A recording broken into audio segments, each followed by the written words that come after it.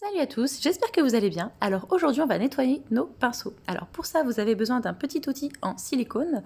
Moi celui-ci je l'ai eu sur la Birchbox, enfin c'était dans une box que j'ai reçue il y a quelques mois. Donc il y a des rayures et des petits points pour bien frotter. Et puis on utilise un shampoing doux, classique. Bon après s'il n'est pas doux c'est pas grave. Et ensuite nos pinceaux tout sales. Voilà.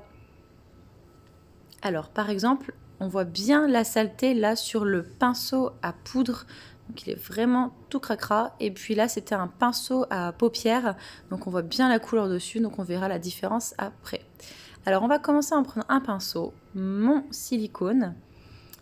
Et donc j'humidifie en général les deux en fait. Le silicone au départ parce qu'il n'a pas du tout été utilisé. Et puis le pinceau, je mets une petite dose de shampoing et puis on frotte. On fait des petits mouvements circulaires ou d'aller-retour suivant la taille du pinceau. Et puis on voit tout de suite que la mousse est colorée. Et donc quand elle devient plus claire, ça veut dire qu'il n'y a plus de matière dans le pinceau. Et en rinçant, tout va s'enlever dans la mousse en fait. Tout va partir dans l'eau en même temps que la mousse. Donc en général, quand je rince, c'est vrai que je refrotte un petit coup sur le silicone. Et puis après, j'essuie bien à la fin. Donc là, voilà, on les essore un maximum après. Donc on voit bien la couleur qui est partie en fait du fard à paupières qui était orange. Je les essuie bien. Et on les met de côté avant donc, de les déposer sur un linge sec. Et puis, voilà, on continue avec tous les autres pinceaux. Alors, c'est vrai qu'avec les pinceaux, j'en mets partout.